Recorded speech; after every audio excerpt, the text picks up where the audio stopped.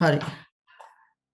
ඉස්සල්ලාම කම්පියුටරයක් කියලා කියන්නේ මොකක්ද කියලාද කියන්නේ අපේ IT කරපු නැති කට්ටියක් ඉන්නවනේ. එතකොට අපි කම්පියුටරයක් කියන්නේ මොකක්ද කියලා ඉගෙන ගමු. මම මෙතන ඉංග්‍රීසි පාවිච්චි කරලා තියෙන්නේ අපිට දැන් ICT දන්න කට්ටිය දන්නවා සාමාන්‍යයෙන් සිංහලෙන් අපි ICT ඉගෙන ගන්නවා කියලා කියන්නේ අපබ්‍රංශ වගේ තමයි. හරිද? ඒකේ අර තියෙන මේ එපා වෙනවා. දැන් RAM එකට එහෙම සසම්භාව්‍ය ප්‍රවේශ මතකය කියනවා. ඒ අර එහෙම කිව්වහම අපි ඊට වඩා අපිට ඉංග්‍රීසි වලින් මේ ICT ඉගෙන ගන්න එක ලේසි. ඉංග්‍රීසි වල අපිට උරුපුදු වචන තමයි තියෙන්නේ. හරිද? ඒක හින්දා මම ඉංග්‍රීසි වලින් මේ ස්ලයිඩ්ස් ඔය හදුවා. මොකද අපිට ටැමිල් කට්ටිය කවුරු හරි ආවොත් එයාලත් එන්න පුළුවන්. ඒක හින්දා මම ඉංග්‍රීසි වලින් ස්ලයිඩ්ස් ඔය ටික හදලා තියෙනවා. හරි. ඉස්සල්ලාම කම්පියුටර් එක ගැන ඩෙෆිනිෂන් එක තියෙනවා. මම ගොඩක් මේ ඩෙෆිනිෂන් එහෙම දැම්මේ නැහැ. මේක විතරයි ඩෙෆිනිෂන් දැම්මේ. පුළුවන් තරම් ඩෙමොන්ස්ට්‍රේට් විදිහට තමයි මේක කරන්නේ. හරිද? එතකොට කම්පියුටර් එකක් කියලා කියන්නේ මැෂින් එකක්. ඒකත් මැෂින් එකක්නේ. එතකොට ඒකේ අපි මොනවා හරි අපි data input කරනවා. අපි මොනවා හරි දෙයක් දෙනවා. හරිද? ඒකේ අර්ථයක් නැති දෙයක් අපි දෙන්නේ. හරිද? ඊට පස්සේ මොකක් හරි process එකක් තියෙන. කියන්නේ මොනවා හරි ඒකේ ඇතුළතේ සකස් කිරීමක් තියෙනවා. ඊට පස්සේ ඒකෙන් අපිට තොරතුරක් ලැබෙනවා. දැන් අපි උදාහරණයක් විදිහට අපිට 1 2 කියන සංඛ්‍යා දෙක එකතු කරගන්න ඕන. අපි ඊට පස්සේ 1 2 කියන දෙකේ ලොකු අර්ථයක් නැහැ. අපි ඒ දෙක දෙනවා එකතු කරන්න. එතකොට කම්පියුටර් එකට එකතු කරන්න කියලා අපි ඕඩර් එක දුන්නාම කම්පියුටර් එක ඒ එකතු output එක දෙනවා. හරිද? අන්නේ කාර්ය කරගන්න පුළුවන් කම්පියුටර් එකකින්. ඊට අමතරව අපිට කම්පියුටර් එකකින් පුළුවන් data තැම්පත් කරන්න පුළුවන්. අපිට data තැම්පත් කරන්නත් අපිට කම්පියුටර් එකකින් පුළුවන්. හරිද? මෙන්න මේ ඩෙෆිනිෂන් එක තමයි කම්පියුටර් එකක් අර්ථ දක්වන්න පාවිච්චි කරන්න පුළුවන්. සකස් වෙලා තියෙන විදිහ සරලවම ගත්තොත් මෙන්න මේ විදිහට අපිට ගන්න පුළුවන් කම්පියුටර් එකක් සකස් වෙලා තියෙන ඒකේ ස්ට්‍රක්චර් එක. දැන් ඕන එකක ස්ට්‍රක්චර් එකක් තියෙනවනේ. දැන් මනුස්සයෙක් ගියොත් පද්ධති ටිකක් තියෙනවනේ. ඒ වගේ තමයි කම්පියුටර් එකක ස්ට්‍රක්චර් එකක් තියෙනවා.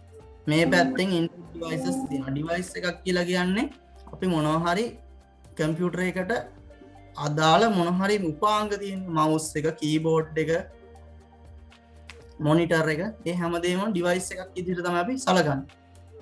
දැන් එතකොට ඉන්පුට් ඩිවයිසස් තියෙනවා. ඉන්පුට් ඩිවයිසස් කියන්නේ අපි කම්පියුටර් එකට මොනවා හරි දේවල් ඇතුළත් කරන්නේ, data ඇතුළත් කරනවා. ඇතුළත් කරන්න භාවිතා කරන මේ tools වලට තමයි ඉන්පුට් ඩිවයිසස් කියලා කියන්නේ. එතකොට අපිට උදාහරණ විදිහට ගන්න පුළුවන් කීබෝඩ් එක ගන්න පුළුවන්, මවුස් එක ගන්න පුළුවන්, ස්කෑනර් එක ගන්න පුළුවන්. ස්කෑනර් එක ඔයාලා දන්නවා ගොඩක් අය. ස්කෑනර් එක කියලා කියන්නේ අපිට මොනවා හරි ෆොටෝකොපි මැෂින් එකේම තියෙන ස්කෑනර් එක සමහර ඒවා නෙවෙයි. හරිද?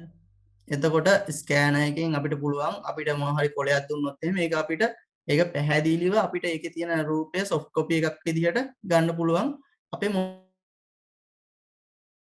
මොනිටර් එකට. හරිද? එතකොට ඒක තමයි අපි ස්කෑනර් එකක් කියලා කියන්නේ. මම කිව්ව ඉන්පුට් ඩිවයිසස් වලට උදාහරණයක්. ඊට පස්සේ මේ කොටුව ඇතුලේ තියෙනවා මෙමරි යුනිට් කියලා එකකුයි ALU රෙජිස්ටර් කන්ට්‍රෝල් යුනිට්. ඒ ඔක්කොටම කියනවා CPU එක. හරිද? දැන් අපේ මිනිස්සෙක්ගේ ගත්තොත් මොලයක් තියෙනවනේ. හරිද? ආන්ගේ මොලේ වගේ තමයි මේ CPU එක කියලා කියන්නේ. මේකේ තියෙන ඔක්කොම කැල්කියුලේෂන් කියන ගණන් හදන දේවල්, ඊට පස්සේ තීරණ ගන්න දේවල්, මේ හැම දෙයක්ම කරන්නේ මේක ඇතුළේ. මේ ALU කියලා කියන එකෙන් ගණන් හදන දේවල් කරන්නේ. රෙජිස්ටර් කියලා කියන එක පොඩි මතකයක්. ඒක චූටි මතකයක්. හැබැයි ඒක තමයි ස්පීඩ්ම මතකය. ඔයාලා නිකන් මතක තියාගන්න එක. මේ කම්පියුටර් එකක් ගත්තොත් තියෙන ස්පීඩ් මතකය තමයි රෙජිස්ටර් කියන්නේ. හැබැයි මතක ධාරිතාවය බොහොම සීමිත පිරිසක්. සීමිත ප්‍රමාණයක් තමයි රෙජිස්ටර් එකක තියෙන්නේ. කන්ට්‍රෝල් යුනිට් කියන්නේ සියලුම පාලන කටයුතු. හැම දෙයක් දැන් මේ වැඩක් වෙන්න නම් පාලනයක් තියෙන්න බෑ. කාර්යයක් කරන්න නම්. එතකොට මේ සියලුම කම්පියුටර් එකට අදාළ විදුලි පාලනය, ගොනු පාලනය, සියලුම පාලන කටයුතු කරන්න පුළුවන් කන්ට්‍රෝල් යුනිට් එකෙන් තමයි කරන්නේ. ඊට පස්සේ මෙමරි එකක් තියෙනවා. මෙමරි එක අනිවාර්යයෙන්ම දින කම්පියුටර් එකක් වුණාම දැන් අපි හાર્ඩ් ඩිස්ක් එක කියලා කියන්නේ. මෙමරි එක අනිවාර්යයෙන්ම අපි දෙන තොරතුරු තැන්පත් කරගන්න තියෙන. ඒකට මෙමරි යුනිට් එක වෙනම තියෙනවා. මෙමරි එක දෙකට බෙදෙනවා. RAM එක බෙදෙනවා. ඊට පස්සේ හાર્ඩ් එක, ප්‍රධාන මතකය, ද්විතීයික මතකය කියලා දෙකකට බෙදෙනවා. හරිද? ඊට පස්සේ මේකෙන් මේ සකස් කරන data මේ ALU එකට දාලා කන්ට්‍රෝල් යුනිට් එකෙන් කන්ට්‍රෝල් කරලා මෙමරි එකට යවලා මෙමරි එකෙන් අරන් එහෙම සකස් කරන data තියෙනවා. ඒ සකස් කරන data අපිට output devices වලින් බලා ගන්න පුළුවන්. මොනිටර් එකෙන් බලා ගන්න පුළුවන්. ඊට පස්සේ දැන් soft copy එකක් කියලා කියන්නේ අපිට අල්ලන්න බෑ. ඒක මොනිටර් එකේ තිබ්බොත් අපි ඒක soft copy එකක් කියලා කියනවා. hard copy එකක් කියලා කියන්නේ print out එකක් වගේ එකක්. අපිට hard copy එකක් කියලා ගන්න පුළුවන්. හරිද? එතකොට මේ විදිහට තමයි වෙන්නේ. එතකොට ඊට පස්සේ අපිට තියෙනවා classification of hardware. හાඩ්වෙයා කියලා කියන්නේ අපිට අල්ලන්න පුළුවන් දෙයක්. කම්පියුටර් කතා කරද්දී හાඩ්වෙයා කියන දේ මේ අර බඩු ගන්න තියෙන හાඩ්වෙයා නෙමෙයි. එතකොට කම්පියුටර් එකක් ගත්තාම හાඩ්වෙයාස් තියෙනවා. එතකොට හાඩ්වෙයා කියලා කියන්නේ අපිට අල්ලන්න පුළුවන් දේවල් කම්පියුටර් එකේ. ඒවා අපි කොටස් හතරකට බෙදලා තියෙනවා මෙතන. ඉන්පුට් ඩිවයිසස් මම වලට දැන් කියවන ඉන්පුට් ඩිවයිසස් කියන්නේ මොනවද කියලා. ඊට පස්සේ ප්‍රොසෙසින් යුනිට් කියලා එකක්. ප්‍රොසෙසින් යුනිට් කියලා කියන්නේ අපිට දැන් අර තිබ්බේ මේ ප්‍රොසෙසර් එක ඊට පස්සේ LU රෙජිස්ටර්ස් ඔය සෙට් එකම තියෙන එක ඔක්කොටම කියන්නේ ප්‍රොසෙසර් යුනිට් එක කියලා. ඊට පස්සේ අවුට්පුට් ඩිවයිසස් කියන්නේ මොනිටර් එක, ඊට පස්සේ printer එක, ඔය ඔක්කොම output devices. storage devices කියන්නේ storage කියන එකෙන් අදහස් වෙනවා storage කියලා කියන්නේ තැන්පත් කරනවා. එතකොට අපි දත්ත තැන්පත් කරන්න භාවිතා කරන දේවල් තමයි මොනවද? අපිට ගන්න පුළුවන් RAM එක, ඊට පස්සේ ROM එකත් memory එක, ඊට පස්සේ hard disk එකත් memory එක. හරිද? මේ ඔක්කොම storage devices වලට තමයි ගන්න. හරි. ඊට පස්සේ අපි බලමු මේ computer hardware වලට උදාහරණ දීලා තියෙනවා. ඊට පස්සේ software classification එක තියෙනවා. එතකොට software ගත්තහමත් එහෙමයි. දැන් software part එකකුයි hardware part එකකුයි දෙකක් තියෙන්න බෑ අනිවාර්යෙන්ම. හරිද? computer එක කෑලි වගේම අපිට මේක අපිට අතට අහුවෙන්නේ නැති දේකුත් තියෙනවා මේක software කියන්නේ ඒවට. හරිද? software බෙදෙනවා application software, system software කියලා දෙකකට. හරිද? application software කියලා කියන්නේ අපි ගොඩක් වෙලාවට වැඩ කරන ඒවා. හරිද? Microsoft Office ගත්තාම මේක application එක. අපි ඒක අපිට වැඩ පහසු කරගන්න අපි ඒකෙන් වැඩ කරන එකක් තමයි අපි application software කියලා කියන්නේ. හරිද? system software කියන්නේ system එකත් එක්කම එන එක. එතකොට අපිට ඒකට ගන්න පුළුවන් utility software කියලා තියෙනවා. අපිට ඒකට virus guard ඒ වගේ දේවල් අපිට ඒකට ගන්න පුළුවන්. හරිද? ඊට පස්සේ operating system කියලා එකක් තියෙනවා. ඒක ගොඩක් වැදගත්. OS එක කියලා අහලා ඇති. operating system කියලා කියනවා OS කියලා තමයි කියනවා. ඒ ගොඩක් කියනවා Windows කියලා කියනවා. හරිද? Windows කියලා කියන්නේ operating system එකක්. හරිද? operating system වලට කියන නම නෙමෙයි Windows කියලා කියන්නේ. අර ස්ලෝම් බට කියනවා වගේ තමයි. හරිද? ඒ නම අර සමාගමත් එක්ක බද්ධ වෙලා තියෙන මොකද අපි ලංකාවේ වගේ නම් ගොඩක් පාවිච්චි කරන්නේ Windows කියන එකනේ. දැන් මේ operating system එකක් කියන එක මෙහෙම හඳුනා ගන්නකො. දැන් අපිට මට පුළුවන් සිංහල විතරයි. හරිද? අපිට දැන් ඉංග්‍රීසි කතා කරන්න ඕන කෙනෙක් එක ඉංග්‍රීසි කතා කරන්න ඕන. එතකොට අපිට ට්‍රාන්ස්ලේටර් කෙනෙක් ගෙනත් දෙනවා මැදට. හරිද? අපිට මේ දේවල් අපිට තේරුම් ඉංග්‍රීසි කියන එක මට තේරෙන්නේ නැහැ කියලා ඊට පස්සේ ට්‍රාන්ස්ලේටර් කෙනෙක් අපිට ගෙනත් දෙනවා. එතකොට ඒ ට්‍රාන්ස්ලේටර් අපි කියන දේවල් අර ඉංග්‍රීසියෙන් හරවලා එයාට කියනවා. ඉංග්‍රීසියෙන් කියන දේවල් අපිට කියනවා. හරිද? OS එකත් මේ වගේ සමේම නෙමෙයි. OS එකනොත් මේ වගේ දෙයක් අපිට කරලා දෙනවා. ඒ කියන්නේ අපිට දැන් මේ කම්පියුටරේ ඇතුලේ භාවිතා වෙන්නේ එක බිඳුව. කරන්ට් එකනේ යන්නේ. හරිද? කම්පියුටරේ ඇතුලේ තියෙන කරන්ට් එක. එතකොට ඒකේ පාවිච්චි කරන භාෂාව ටිකක් මේ ගැඹුරුයි. හරිද?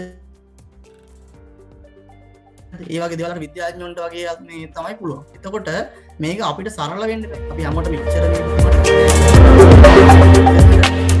එතකොට ඒක සරල කරලා අපිට ඉදිරිපත් කරන්න අපේ වැඩ පහසු කරගන්න අපි ඔපරේටින් සිස්ටම් එකක් කියන එක පාවිච්චි කරනවා. ඒ ඔපරේටින් සිස්ටම් එකෙන් තමයි අපිට ෆයිල් එකක් හදන්න, නිව් ෆෝල්ඩර් එකක් හදන්න, ඊට පස්සේ ගේම් එකක් ඔප්ටිමයිස් කරගන්න හැම පහසුකමක්ම දෙන්නේ අපිට මේ පේන ඊට පස්සේ ඉන්ටර්ෆේස් එක කියලා කියන්නේ අතුරු මුලද කියලා සිංහලෙන් කියනවා. අපිට මේ ඉස්සරහා පේන්නේ ඒ හැමදේම ඉන්ටර්ෆේස්. හරිද? අපිට පේන හැම දෙයකටම අපි කියන්නේ ඉන්ටර්ෆේස් එක කියලා. හරිද? ඒවා අපිට සපයලා දෙන්නේ මේ ඔක්කොම කරන්නේ ඔපරේටින් සිස්ටම් එකෙන් තමයි. හරිද? ඔපරේටින් සිස්ටම් ගත්තාම දැනට ලෝකයේ තියෙනවා ප්‍රධාන ඒවා Windows තියෙනවා. Windows තමයි සාමාන්‍යයෙන් ගොඩක්ම පාවිච්චි වෙන ඔපරේටින් සිස්ටම් එක. ඊට පස්සේ Apple ලගේ Mac එක තියෙනවා. ඊට පස්සේ Android කියන්නේ ඔපරේටින් සිස්ටම් එකක්. ඒක ෆෝන් එකට අවිල්ලා තියෙන ඔපරේටින් සිස්ටම් එක තමයි Android එක. Android වලට අමතරවත් ඔපරේටින් සිස්ටම් ෆෝන් වල තියෙනවා. හරිද? ඊට පස්සේ මේක Linux එක. හරිද? මේ හතර මම ගත්තේ තව තියෙන ඕන තරම් Ubuntu ඔයගේ ගොඩක් තියෙනවා. හරිද? එතකොට මේ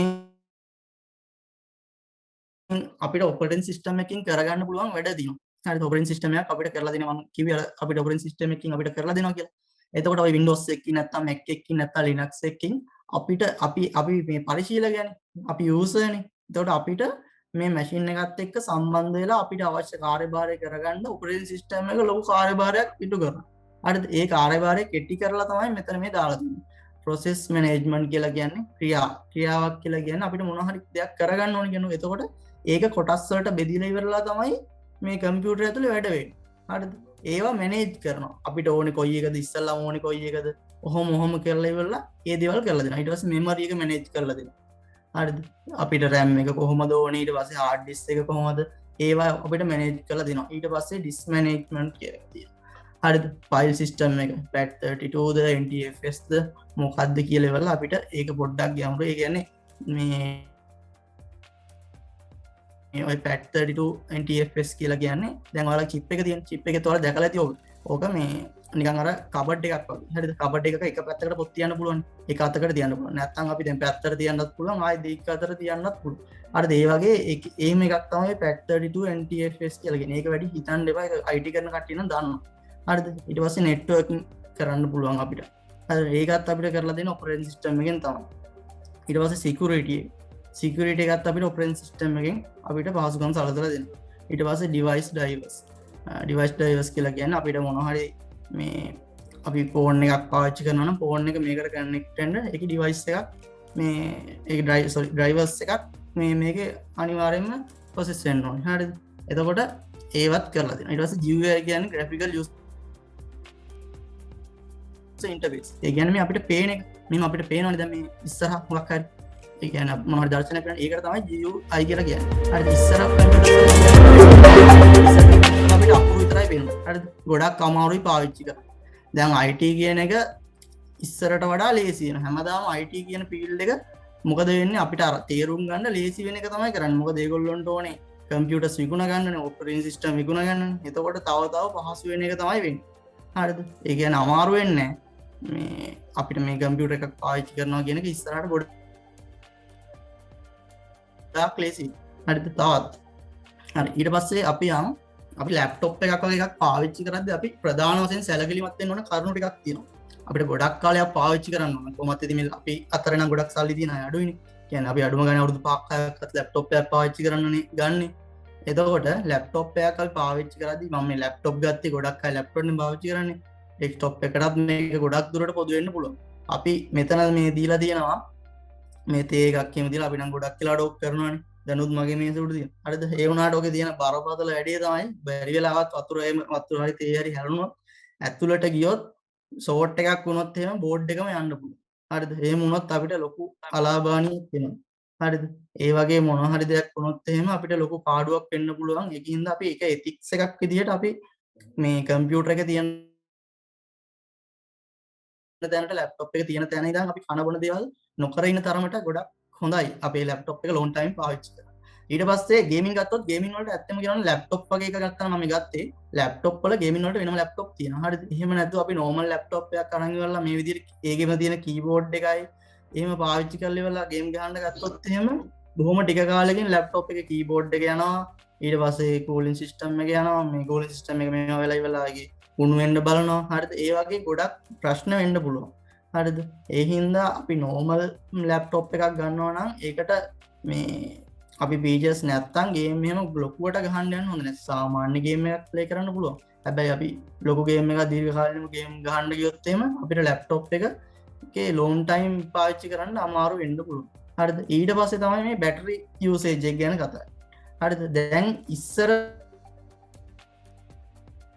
බැටරි යූස් ගත්තාම සමහර දැන් YouTube වල එහෙම තියෙන්නේ ඉස්සර කියලා තියෙන්නේ බැටරි එක අපි charge එකට ගහන්න නැතුව පාවිච්චි කරන්න කියලා. හරිද? හැබැයි දැන් තියෙන බැටරි ඔපටිමන්ස් වලින් අපිට මේ charge එකට ගැහුවත් දැන් ඔයාලා හිතන්නකො බැටරි එක full වුණා කියලා. මම එක ටිප් එකක් කියනවා. ඒක තව දෙක තුනක් තියෙනවා.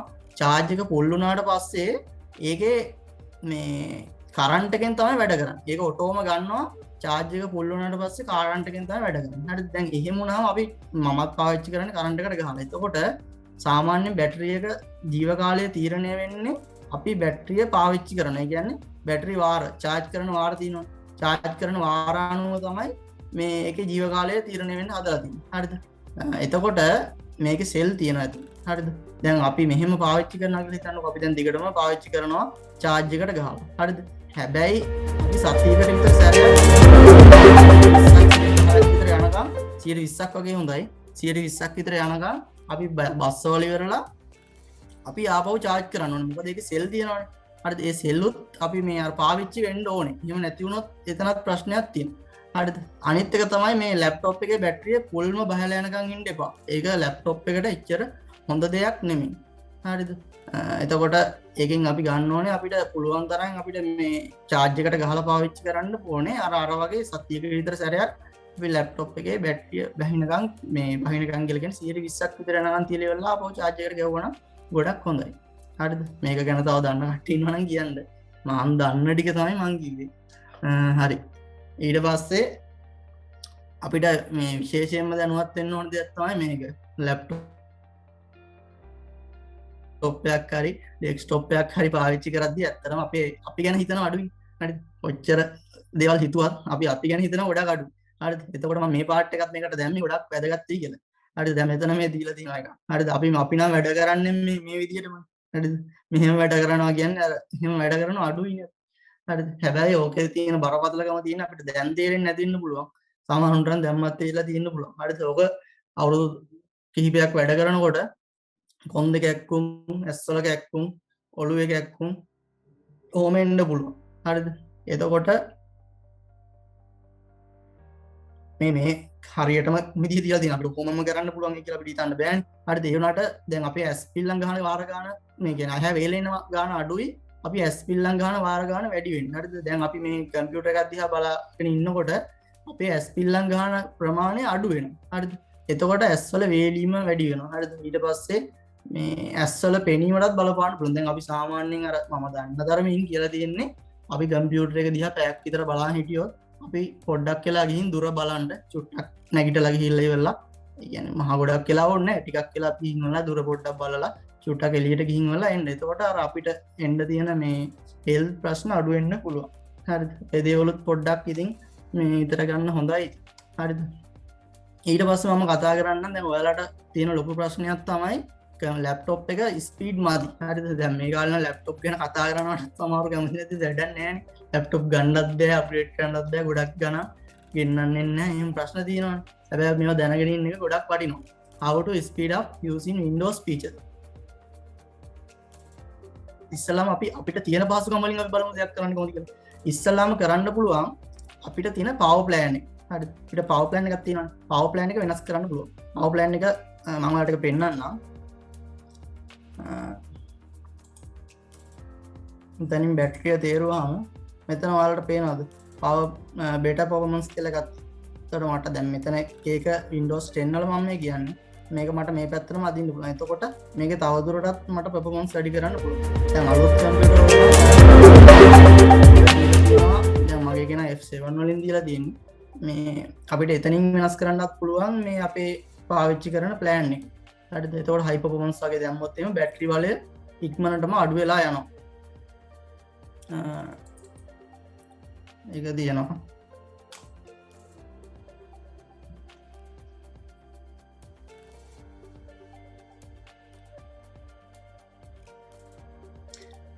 ඊට පස්සේ අපිට පුළුවන් දැන් මම මේක කිව්වේ එකේ මේ අපි බෙට පර්ෆෝමන්ස් වගේ දැම්මොත් එහෙම අපිට බැටරි එක ගොඩක්ලා පාවිච්චි කරන්න බෑ. ඒ කියන්නේ එයාගේ උපරිම බලය යොදවනවා මේ. හරිද? දැන් මේකේ මැද මට්ටමක් වගේ ගොඩක් හොඳයි ඉතින් අපිට පාවිච්චි කරන්න. හරිද? ඊට පස්සේ disable starting up app. හරිද? එතකොට අපි start කරනකොට ඔයාලා දැකලා ඇති ගොඩාක් app මේ එනවා. හරිද? සමහර අපිට ඕනිවත් එනවා ඕන නැතිව දැන් virus card app වගේ නම් සමහරවිට ඕනෙ වෙන්න පුළුවන්. ඒ අරෙන්ද තව app එනවා කියලා කියන්නේ අපිට කරදරයක් වෙන load වෙන්න ගියාම ගොඩාක් කියලා යනවා. හරිද? එතකොට ඒක අපිට ප්‍රශ්නයක් වෙනවනේ. ඒක අපිට නැති කරන්න පුළුවන්. ඒක නැති කරන්න අපි ඉස්සෙල්ලාම යන්න ඕන task manager එකට. හරිද? task manager කියන එකට යන්න ඕනේ. ඒකේ තියෙනවා කෙලින්ම startup app කියලා මේ process performance story මේ ඔක්කොම startup app කියලා තියෙනවා. එතන තියෙනවා අපේ මේ කෙලින්ම startup app වෙන මේ ඒවා ටික අපිට දීලා තියෙනවා. මෙතන Cortana එක තියෙනවා, ESET එක තියෙනවා, Google update ඒ set එකම තියෙනවා. හරිද? එතකොට හෙලකුරු දෙනවා. දැන් මගේ එකේ enable වෙලා තියෙනවා Cortana එක වෙලා තියෙනවා. ඊට පස්සේ ESET එක enable වෙලා තියෙනවා. හරිද? ඔයාලට දැන් ඔයාලගේ මේක ගොඩක් slow නම් lap එක ඔයාලට පුළුවන් මේක disable කරලා දැන් virus guard එක වගේ නම් disable කරන්න යන්න එපා. දැන් අනිත් ඒවා ඔයාලා disable කරලා ගන්න පුළුවන්. හරිද? ඒ වගේ දැන් මගේ Steam game gaming එක මේ ඒක enable වෙලා තියෙනවා. ඒ වගේ අපිට ඒවා disable කරගන්න පුළුවන්. හරිද? මෙතන disable කියලා වැටුණා. එතනින් අපිට disable කරගන්න පුළුවන්. හරිද? ඒක එතකොට හරි.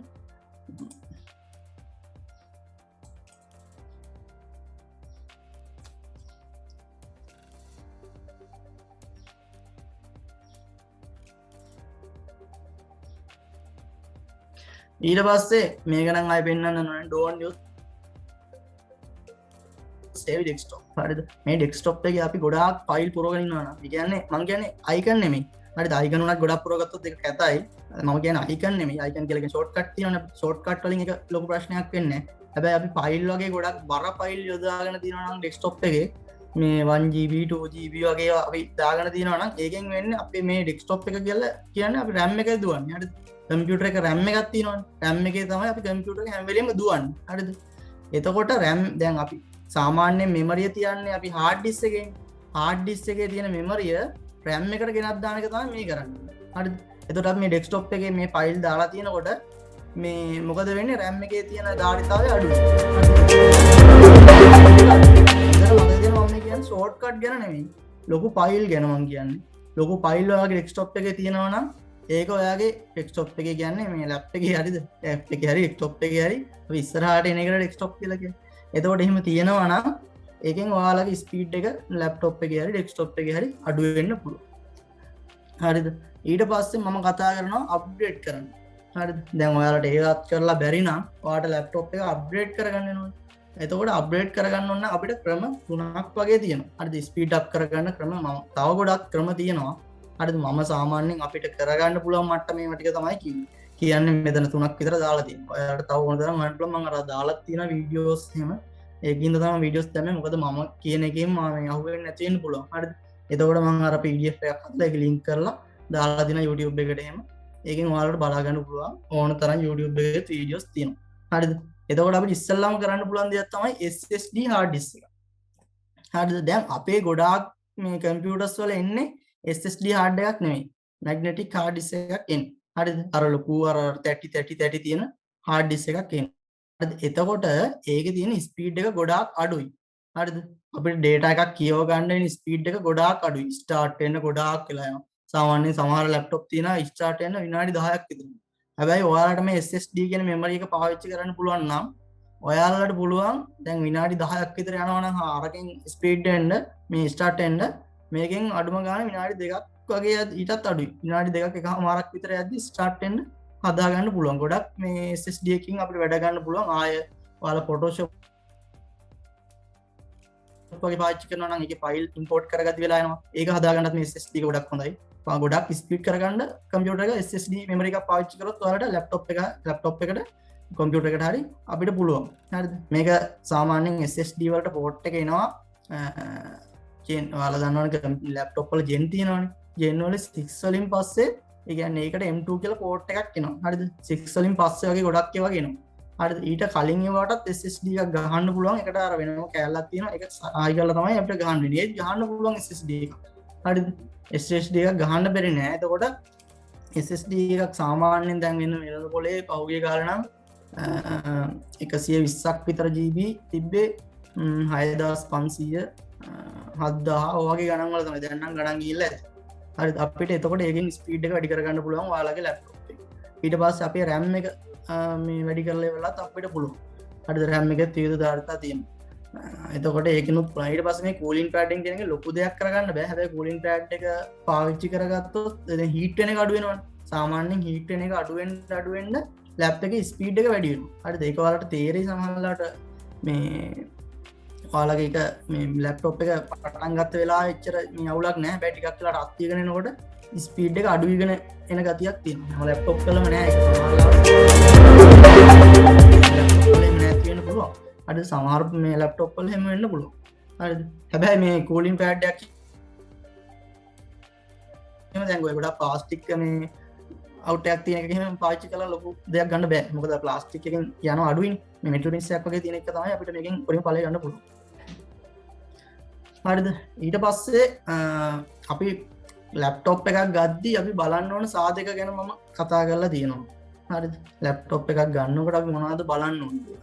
ඒකෙදි අපි ඉස්සෙල්ලාම බලන්න ඕනේ අපිට තියෙන අරමුණ මොකක්ද කියලා.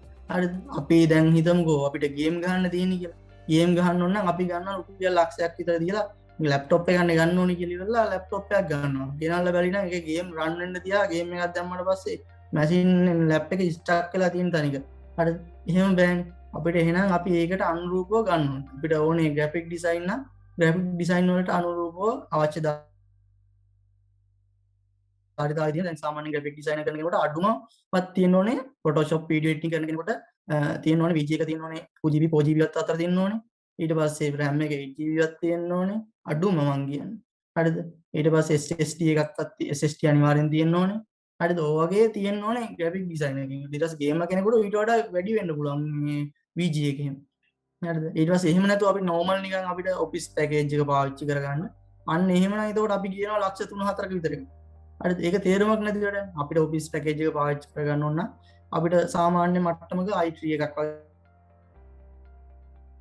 වගේ ගත්තා නම් ඇති හරිද ඒ වගේ අපි purpose එකට අනුව තමයි ගෙන්න ඕනේ නැත්නම් නිකන් බොරුවට ගෙනලා ඉවරලා වැඩක් නැහැ හරිද එතකොට ඊට පස්සේ brand එක අපිට තෝරගද්දී අපිට බලන්න පුළුවන් අනිත් කට්ටියගේ අදහස් ගැන අපිට බලන්න පුළුවන් brand එක ගැන තියෙන ඊට පස්සේ YouTube reviews තියෙනවා Google එකේ reviews තියෙනවා හරිද මට කියන්න බෑ මේක හොඳයි මේක හොඳයි හරිද ඔයාලට පුළුවන් ඒක බලලා ඉවරලා මේ YouTube එකෙන් බලන්න පුළුවන් ඒක එක්කෙනාගේ කැමැත්ත අනුව brand එක තෝරගන්න පුළුවන් හරිද එක එක brand වල එක එක දේවල් තියෙනවා හරිද දැන් අපි Apple එක ගත්තොත් එහෙම Apple එකේ තියෙන විශේෂත්වය තමයි Apple කියන laptop එක හදන කම්පැනි එකම තමයි යාළුවගේ OS එකක් හදන්නේ හරි එතකොට ඒකේ තියෙන performance එක වැඩි වෙනවා හැබැයි දැන් මේ Windows මේ operating system එක වෙන තැනක හදන්නේ මේ ඊට පස්සේ අපි වෙන මේ brand එකක් ගත්තොත් ඒ brand එක වෙන තැනක හදන්නේ එතකොට එතන පොඩි ස්මූත් ගතිය අඩුවීමක් තියෙනවා හරිද හැබැයි Apple වල අර ස්පීඩ් එක වැඩි වෙන්න ප්‍රධාන හේතුවක් තමයි ඒකේ අර සිමුලේෂන් එක හරි ලේසි හරිද එතකොට ඒක තමයි Apple වල ගොඩක් කට්ටිය ගන්න බලාපොරොත්තු වෙන්නේ Apple වල ස්පීඩ් එක වැඩි වෙන්නත් ලොකු හේතුවක් ඒක හරිද ඊට පස්සේ ප්‍රයිස් එක ගත්තොත් අපි බලන්න ඕනේ ඉතින් අනිත් කඩවල වල සමහර කට්ටිය දැන් මේ කාලේ වගේම ලැප්ටොප් එකක් ගන්න යනවා නම් අපි චුට්ටක් හොඳට බලන්න ඕනේ අනිවාර්යයෙන්ම ගන්නවා කියලා එහෙම කිව්වොත් එහෙම කට්ටිය වැඩි කරලා කියනවා හරිද ඒ කියන්නේ මේ කාලේ ලැප්ටොප් නැහැනේ එතකොට අපි සමහරවිට ලක්ෂයක් 50000ක් වැඩිපුර දෙන්නත් පුළුවන් ඒ හින්දා අපි වොරන්ටි අවුරුදු 3ක් දුන්නත් වැඩක් නැහැ කඩේ දවස් දෙකක් තුනක් යනකොට වහලා නම් වැඩක් නැහැ නේ අපිට හරි සමහරවිට වොරන්ටි ගන්නත් බැරුව යනවා හරිද බොරු වොරන්ටියක් දෙනවත් දන්නේ ඒකින් අපි සාමාන්‍යයෙන් කට්ටියකින් අහලා බලලා මේ කඩියක් සාමාන්‍ය අවුරුදු 5ක් 6ක් තියෙන කඩයකින් තමයි ගන්න ඕනේ මේක මේ පටන් එහෙම නැතුව අද ඊයේ ඕපන් කරපු කඩයකින් ගත්තොත් එහෙම ඒ කඩේ සමහරවිට නැති වෙන්න පුළුවන් වාටර් රිපෙයාර් එකක් කරගන්න ගියොත් සමහරවිට ඒකේ මවුස් සමාගමට යන්න එක්ක කොළඹ යන්න වෙනවා ඒ වගේ ගොඩක් මේ අපහසුතාවලට මුහුණ දෙන්න වෙනවා හරිද ඊට පස්සේ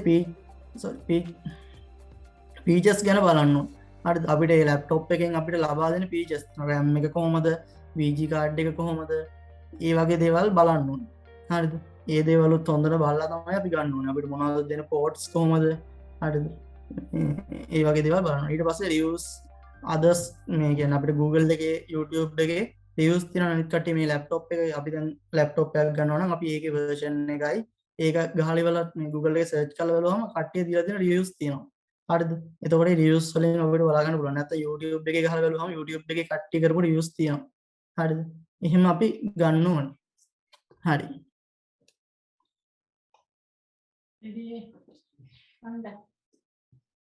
ඊට පස්සේ Windows දැන් මම security ගැන යන්නේ හරිද දැන් අපි laptop එකක් ගත්තා කියලා එතකොට අපි laptop එකක් ගත්තොත් අපි laptop එක අනිවාර්යයෙන්ම security පැත්ත ගැනත් බලන්න හරිද නැත්නම් එහෙම අපේ තියෙන data ටික නැති වෙලා යන්න පුළුවන් ඊට එක එක කරදර වලට මුහුණ දෙන්න පුළුවන් හරිද එතකොට Windows Defender and Firewall ගැන කතා කරනකොට Windows Defender එක තමයි original Windows එක අපිට දෙන මේ virus guard එක තමයි Windows Defender කියන්නේ හරිද එතකොට ඒක අපි දැන් crack මේ එකක් පාවිච්චි කරනවා කියලා දෙන්න Windows 10 වල එතකොට අපිට ඒකෙන් ගන්න පුළුවන් මේ දේ ගොඩක් අඩු වෙන්න පුළුවන් හරිද ඊට පස්සේ Firewall එකෙන් වෙන්නේ ඒකෙත් අපිට මේ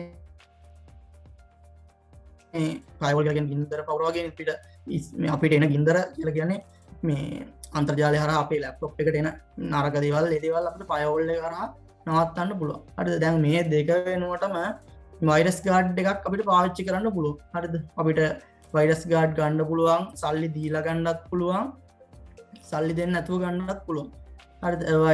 avast වගේ අපිට දීලා තියෙනවා මේ පහසුකම් සල්ලි දෙන්න නැතුව ගන්නත් පුළුවන්.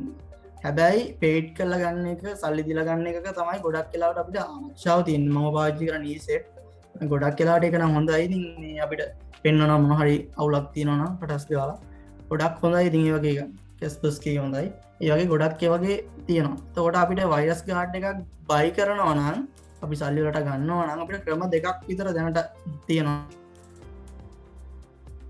එක්ක පෙන්නකින් දාගන්නත් පුළුවන්. ප්‍රධානම ක්‍රම දෙකක් තියෙනවා. අපිට කඩේකින් ගිහින් වල වයිරස් ගාඩ් එකක් ගන්න පුළුවන්. අරන් වල මේ CD එක දාලා ඉවරලා DVD එක CD එකට දාලා ඉවරලා අපිට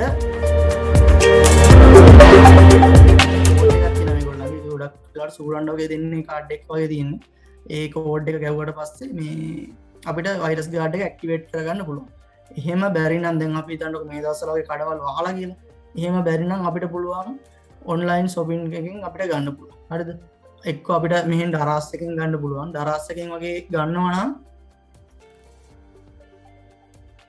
හොඳට මතක තියාගන්න ඕනේ මේ ඒ වගේ දැන් කෝඩ් එවන්නේ ඊමේල් එකෙන් එවන්නේ. එතකොට අපිට බැරි වෙලා හරි මේ වංචාවක් වෙන්න පුළුවන්කමක් තියෙනවා. එතකොට අපි දරාස් එකෙන් ඔයාලා ගොඩක් අය දන්නවා දරාස් වලින් බඩු ගන්න නැති කවුරු හරි ඉන්නවා නම් දරාස් එකෙන් බඩුවක් ගද්දි අනිවාර්යයෙන්ම රිවිව්ස් බලන්න, කමෙන්ට්ස් බලන්න, ඊට පස්සේ රේට් එක තියෙනවා. ඒ රේට් එකත් හොඳට බලන්න. ඒවා හොඳ අර ගාන අඩුම 600ට 500ට තියෙනවා ගන්න යන්න එපා. يعني ඔය හොඳයි නම් රිවිව්ස් හොඳයි නම් ගත්තර කමන්නේ. හොඳට රිවිව්ස් බලලා ඒ වගේ මේ ගානත් එක සංසන්ධනය කරලා ඉවරලා තමයි ගන්න ඕනේ. එතකොට එයාලා අපිට කෝඩ් එක ඊමේල් එකට දාන්න. හරිද? දරාස් එකෙන් ගත්තොත් එහෙම අපි සල්ලි දුන්නාට පස්සේ එයාලා අපේ ඊමේල් එකට කෝඩ් එක එවනවා. අපි මේ software එක download කරගන්න ඕනේ. software එක තියෙනවා. ඒ software එක අපි එකට install කරගත්තට පස්සේ අපිට පුළුවන් එයාලා ඊට පස්සේ ඒක මේ install කරලා දීලා කෝඩ් එක. ඒ කෝඩ් එක අපිට මෙතෙන්ට එන්ටර් කරාට පස්සේ ඒක දිනවා. මම අර එවපු මේ වගේ තියෙනවා ඒක මේ වයිරස් ගාඩ් එකක් install කරගන්න විදිහ. හරිද? ඊට පස්සේ how to protect virus and data hacking. හරිද? අපිට පුළුවන් කොහොමද මේ වගේ බේරෙන්න පුළුවන් ක්‍රම. දැන් වයිරස් ගාඩ් එකක් කියන එක දැන් මම කියවනේ වයිරස් ගාඩ් එකක් ගත්තොත් අපිට පුළුවන් මේ වගේ බේරෙන්න ගොඩක් දුරට ආරක්ෂා දෙන්න. හැබැයි වයිරස් ගාඩ් එකක් තිබ්බට වැඩක් නැහැ අපි මෝඩ වැඩ කරනවා. හරිද? දැන් ගොඩක් වෙලාවට දැන් තියෙන එකක් තමයි phishing attack. හරිද? phishing attack කියලා කියන්නේ මාළු බානවා කියන එක. හරිද? එතකොට දැන් ඔයාලා හිතන්නකො Facebook එක කියලා දැන් ගොඩක් කට්ටිය කියන Facebook එක හැක් කරන්න. Facebook එක වගේ සමාගමක් හැක් කරන්න තරම් ලංකාවේ බොහොම ටික දෙනෙක් ඇත් ඉන්නවා නම් හරිද? 2-3 දෙනෙක් ඇති වුණා. හැබැයි ඔය හැක් කරනවා කියලා කියන්නේ අනිවාර්යයෙන්ම කොහෙන් හරි ඔයාලගේ පාස්වර්ඩ් එක කරන් තමයි හැක් කරන්න ඕනේ. හරිද? එහෙම දෙයක් කරන්න පුළුවන් කෙනෙක් ඉන්නවා නම් එයාව කෙලින්ම Facebook සමාගමකට ගනි. ඒ වගේ තමයි Facebook සමාගමේ සාමාන්‍යයෙන් ඒ වගේ ලොකු සමාගම් වල ඉන්නේ ලෝකේ ඉන්නපු හොඳම හැකර්ස්ලා වගේ කට්ටිය හොඳම වැඩෝ තමයි ඒ වගේ දේවල් හදන්නේ. ඊට පස්සේ ඒ වගේ එකක් හැක් කරනවා කියලා කියන්නේ ඉතින් ඒක සාමාන්‍යයෙන් කරන්න අමාරු වැඩක්. එතකොට ඔයාලගෙන් ඒ වගේ පාස්වර්ඩ් එකක් ගන්න පුළුවන් ක්‍රම තියෙනවා. හරිද? ඒ කියන්නේ අපි ඔයාලට මොනවා හරි ලින්ක් එකක් කියවනවා මේ මොනවා හරි සල්ලි දෙනවා කියලා හරි. ඒක වගේ Facebook account එකේ මේ user name එකයි මේ password එකයි ගන්න. ඊට පස්සේ ඔයාලා ඒක ගහපුවම කෙලින්ම එන්නේ අපේ සර්වර් එකට. ඒක ඇවිල්ලා අපේ ගානට මේ තැන්පත් වෙලා තියෙනවා ඔයාගේ password එකයි මේ user name එක. හරිද? එතකොට හැක් කරන්න හරිම ලේසියි. හරිද? ඒ වගේ වලට ගොඩක් අවුල්. තවත් මම දැකලා තියෙනවා අර මොනවද බැටරි charge වෙනවා කියලා ඉවරලා මොරටු කැම්පස් එකෙන් දැම්ම කියලා තවත් මේ ෂෙයා කරන කට්ටිය ඉන්නවා. හරිද? ඉතින් ඒවා වලට අහු වෙන්න එපා. ඒවා ඉතින් හැකින් නෙවෙයි. ඒ වුණාට ඉතින් සාමාන්‍ය දෙයක්. ඒ වුණාට ඒ වගේ ඒවාට ගොඩක් වෙලාවට අහු වෙන්න එපා. මොකද නොමිලේ දෙනවා කියන ඒවා ගොඩක් අඩුයි. ඉතින් කවුරුත් අපිට නිකන් දෙන්නේ නැහැ. මොකක් හරි ඒක ඇතුලේ තියෙනවා. අපිට නොමිලේ දෙනවා කියන්නේ. හරිද? ගොඩාක් වෙලාවට. හරිද? ඊට පස්සේ ස්පයිවෙයා කියලා කියන්නේ මේ අපිට මේ එතන තියෙන ෆයර්වෝල් එක මම කිව්වනේ ඇන්ටිවයිරස් ගැන කිව්වා. ඊට පස්සේ ස්පයිවෙයා ඇන්ටි ස්පයිවෙයා කියන එකත් අපිට වයිරස් කාඩ් එකෙන් දෙනවා. ඒ කියන්නේ අපිව හොරෙන් ඔත්තු බලනවා. අපේ කැමරා එකට සම්බන්ධ වෙලා ඉවරලා අපි ගැන ඔත්තු බලනවා. අපි ගැන ඔත්තු බලන්න නැහැ. සාමාන්‍ය වගේ පාවිච්චි කරන එක ලොකු කට්ටියට තමයි තියෙන්නේ. හරිද? ඊට පස්සේ ස්ට්‍රොං පාස්වර්ඩ් එකක් අපිට පාවිච්චි කරන්න පුළුවන්. හරිද? සාමාන්‍යයෙන් කෙනෙකුට ගෙස් කරන්න පුළුවන් විදිහට පාස්වර්ඩ් දාන්න බෑ. යූසර් නේම් එකට අපේ නම දාලා ඉවරලා පාස්වර්ඩ් එකට උපන් දිනේ වගේ දැම්මොත් ඉතින් අර ගොඩක් කටියට ගෙස් කරන්න පුළුවන්. එහෙම දේවල් කරන්න එපා. එතකොට අපිට මේ වගේ දේවල් පාවිච්චි කරලා අපිට මේ අපේ කම්පියුටර් එක ආරක්ෂා කරගන්න පුළුවන්. අනිත් එක තමයි දන්නේ නැති ඒවට මේ වෙබ්සයිට් වලට ගිහින් වලා එක එක ඒවා ක්ලික් කරන්න එපා. එතකොට ransomware කියලා જાතියක් තියෙනවා. හරිද? දන්නේ නැති කට්ටියට මම කියන්නේ. ransomware කියන එක ආවට පස්සේ අපිට ඒගොල්ලෝ ගාණක් ඉල්ලනවා අපිට. හරිද? ඒ කියන්නේ අපේ ෆයිල් කොපි කරනවා. අපේ දැන් ගොඩක් කට්ටිය ransomware attack වලට ගිහින් තිබ්බා. මේ හොඳටම දන්න කට්ටිය. හරිද? එතකොට එයාලා ගාණක් ඉල්ලනවා. ඒ ගාණ අපිට ගෙවන්න බැරි ගාණක් ගොඩක් කියලා. සාමාන්‍යයෙන් ඩොලර් 1000ක් 2000ක් යන අමාරුයි කියවනේ. එහෙම කියනකට වඩා හොඳයි අපි මේක ආපහු ෆෝමැට් කරලා ගන්න. ආයි Windows ගහලා ගන්න ඕනේ. තියෙන ඔක්කොම data ටික ඒගොල්ලෝ ගන්නවා ඉතින්. හරිද? ඒ වගේ දේවල් වලට මුහුණ දෙන්න වෙනවා. ඒ වගේ දේවල් වලට අපිට මුහුණ දෙන්න නම් එක්ක අපේ බෑකප් එකක් තියෙනවා. බෑකප් එකක් කියලා කියන්නේ අපි එක්ක පෙන් එකක් කරන් ඒකට දාලා තියෙනවා අපිට ඕනම data ටික. හරිද? ඕන වෙලාවක මේ තියෙන සමාජ තත්ත්වය අනුව ඕන වෙලාවක අපි වෛරස් ඇටැක් එකකට යන්න පුළුවන්. හරිද? එක්ක අපි Google Drive එකට දාලා තියන්න ඕනේ. ඒ වගේ අපි ආරක්ෂාකාරී මොනවා හරි දේවල් තව වෛරස් ගාඩ් එකට අමතරවත් අනුගමනය කරලා තිබ්බොත් ගොඩක් හොඳයි.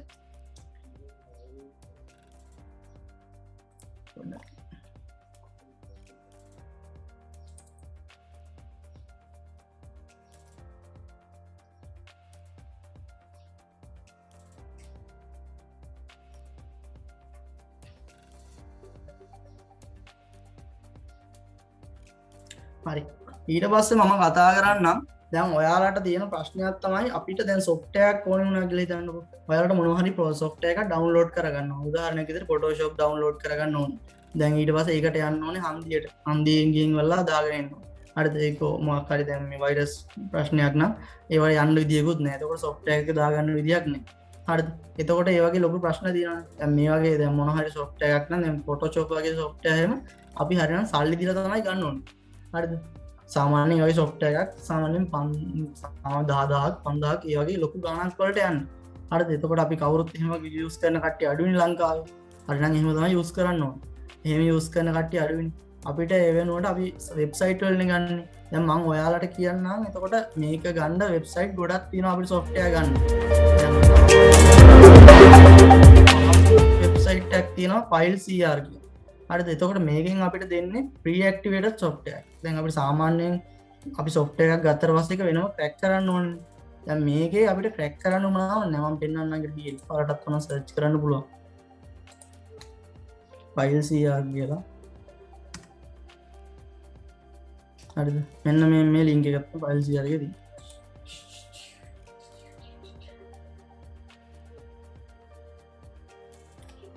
හරි එතකොට මේක දැන් අපිට මෙතන ඉන්ටර්ෆේස් එක නිකන් පෙන්නනවා අපිට ඒගොල්ලෝ දැන් මේ දවස් ලේටස්ට් මැප් හරිද ඊට පස්සේ අපිට ඕන මෙතන සර්ච් කරලා ගන්න පුළුවන් මම උදාහරණයක් විදියට සර්ච් කරලා පෙන්නන්නම් Photoshop කියන එක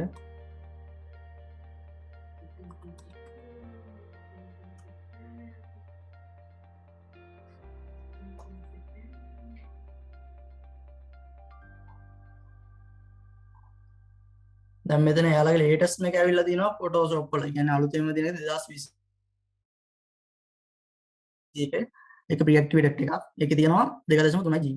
හරිද? එතකොට අපිට ඒක Windows වලට ගන්නවා නම් අපිට දැන් මේක ක්ලික් කරලා යන්න පුළුවන්.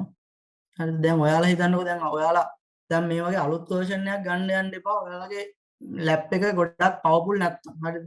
දැන් ඔයාලා හිතන්නකෝ ඔයාලගේ lap එකේ 2 GB මේ RAM එකක් තියෙන්නේ SSD එකකුත් නෙමෙයි තියෙන්නේ ගොඩාක් අඩුයි නම් ලෝකෝපස් නම් මේ වගේ අලුත් ඒවා ගන්න යන්න එපා වැඩ කරන්න බෑ හරිද එතකොට අපිට ඒකට තියෙන විකල්ප තියෙනවා දැන් මේකේ මේ සෝමෝ කියලා එකක් තියෙනවානේ ඒක අපි යටට ගියාට පස්සේ මේ Photoshop එකේ එක එක version තියෙනවා කියන්නේ පරණ version තියෙනවා දැන් 2020 කියන version එකට වඩා අපිට powerful laptop එකක් ඕනේ 2021 කියන එක හරිද දැන් ඔහොම යටට ගියාම අපිට තියෙනවා දැන් සාමාන්‍යයෙන් මම recommend කරන්නේ 2015 cc වගේ එකක් නම් අපිට normal දැන් වල ගොඩක් අයගේ තියෙන 4GB RAM මේ integrated මේ BG card එකක් කියන ගොඩක් වෙලාවට තියෙන්නේ. එතකොට මේ 2015 කියන එක අපිට ගොඩක් වෙලාවට පාවිච්චි කරන්න පුළුවන්. ඊට අමතරව එහෙමත් බැරි නම් 2GB RAM එකක් වගේ නම් තියෙන්නේ. ඔයාලට මෙන්න මේ CS6 කියන එක ගන්න පුළුවන්. දැන් ඒක ගන්නවා නම් මම මෙතන torrent එකක් කරා download කරන්න පුළුවන්. direct download කරන්න පුළුවන්. මම direct download දුන්නාම මෙතන එයාලගේ link එක create වෙනවා. මෙතන මේ chip එකට අදාළ 1 2 3 කියලා ඇවිල්ලා තියෙනවා. chip එක වලද්ද ගොඩක් දැකලා ඉතින් chip එකක් අපි අරිනකොට අර password එකක් ඉල්ලන්නේ. හරි.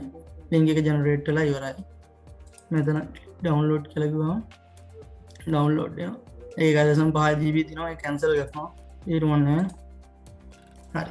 ඔය විදිහට අපිට download කරගන්න පුළුවන් ගොඩක් app මේකේ තියෙනවා මේ software. හරිද? ගොඩක් ඒවා වැඩ කරනවා. මීට අමතරව ඔයාලට software ගන්න අපිට පුළුවන් get into PC කියලා එකක් තියෙනවා. get into PC කියන එකෙන් මට ගන්න බැරි මගේ virus card එක block කරනවා. get into PC එකෙන් අරන් ගෙටින් බේස් එක තමයි ලෝකෙ ගොඩක්ම ගන්න එක. හරිද? ඒ කියන්නේ ලේසි ඒක ක්‍රැක් කරන්න ඕනේ පොඩ්ඩක්. හරිද? ඒ වුණාට මේකෙන් ගොඩක් ඒවා තියෙනවා ගෙටින් බේස් කියන එක. හැබැයි මේකෙන් සමහර කට්ටියට වෛරස් ඇටැක් ඇවිල්ලා තියෙනවා. හරිද? ඒ අපිට ඊදිම නැද්ද කියලා කියන්න බෑ. සමහර වෙලාවට වෛරස් ඇටැක් එකක් ඉන්න පුළුවන්කමක් තියෙනවා. දැන් අරකින් වුණත් වෛරස් ඇටැක් එකක් ඉන්න බැරි කමක් නැහැ. මොකද ප්‍රීනේ අපි ගන්න. ප්‍රී එකක් ගන්නකොට අපි හැම වෙලේම අපිට අවදානමක් නැහැ කියලා කියන්න බෑ. අනිවාර්යෙන් අවදානමක් තියෙන්න පුළුවන්. මොකද අපිට මේවා ප්‍රී දෙන්නේ නිකන්ම නෙමෙයිනේ අපිට. එක්ක මෙයාලා දැන් මෙයාලගේ සයිට් වල නම් ගොඩක් වෙලාවට එයාලගේ සයිට් එක පොපියුලර් කරගන්න දෙනවා. මොකද සයිට් එක පොපියුලර් කරගත්තාම එයාලට ඇඩ් දාන්න පුළුවන්. ඇඩ් දැම්මම එයාලට සල්ලි හම්බෙනවා. මොකක් හරි එයාලගේ මොකක් හරි අනිවාර්යෙන්ම අරමුණක් තියෙනවා. හරිද? දැන් අපි ඔය හිතුමත් සර්ච් කරොත් අපි දන්නේ නැතුව මේ අපි එක්ක වෛරස් එකක් තියෙන එකක් ගන්න පුළුවන්. වෛරස් කාඩ් එකක් නැත්තම් අපිට පෙන්වන්නේ නැහැ ඒවා. ඩවුන්ලෝඩ් කරාට පස්සේ තමයි බලා ගන්න වෙන්නේ. එතකොට පරක්කු වැඩි. හරිද? මේකෙත් අපිට ඕනේවා ගන්න පුළුවන්. සර්ච් කරලා අර විදිහටම ඩවුන්ලෝඩ් කරන්න තමයි මේකෙත් Photoshop වගේ එකක් ගත්තොත්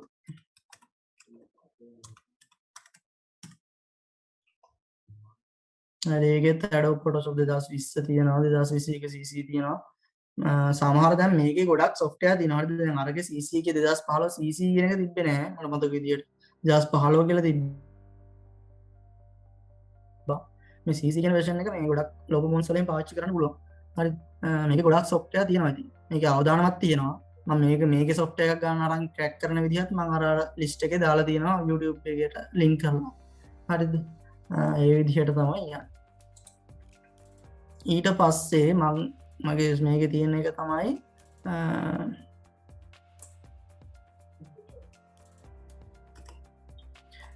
හරිද? ඊට පස්සේ මම උගන්වන්නේ Microsoft 365 වගේ 365 කියලා තියෙන ඒක ගැන තමයි මම කියලා දෙන්න හදන්නේ. එතකොට අපිට දැන් අපි හිතමු දැන් ඕකෙන් අපිට ගන්න පුළුවන් office package එක ගන්නත් පුළුවන්. හරිද? දැන් කාගේ හරි office package එක දාන්න එක්ක ඉඩ නැහැ. හරිද? නැත්තම් ඔයාලට වෙන මොකක් හරි ප්‍රශ්නයක්. හරිද? ලොකු ගාණක් එක්ක ලොකු GB ගාණක් ගන්න විදියක් නැහැ. හරිද? එහෙම ප්‍රශ්නයක් ආවොත් අපිට පාවිච්චි කරන්න පුළුවන් ක්‍රමයක් තියෙනවා. ඔව් ගොඩක් අය දන්නවා මේක. දන්නේ නැති කෙනෙක් ඉන්නවා නම් මම කියන්නේ X65 කියන්නේ. හරිද? මේකේ අපිට මේ පාසුකම් දෙන්නේ අපේ නිකන් ඊමේල් එකට දෙන්නේ නැහැ. හරිද? මේකෙන් අපිට නිකන් ඊමේල් එකට දෙන්නේ නැහැ. මම ලොග් වෙලා තියෙන අපිට දීලා තියෙනවානේ මේ කොලේජ් එකෙන් අපිට මේ Gmail එකක් මේ අපිට Outlook එකක් දීලා තියෙනවා. Outlook mail එකක් දීලා තියෙනවානේ. අර 17යි 50 දැන් වගේ ගණන් තියෙනවා rncoe.lk කියලා. අන්න ඒක ගන්න ඕනේ. චුට්ටක් ඉන්නවා මේක log out කරනවා. ඉන්න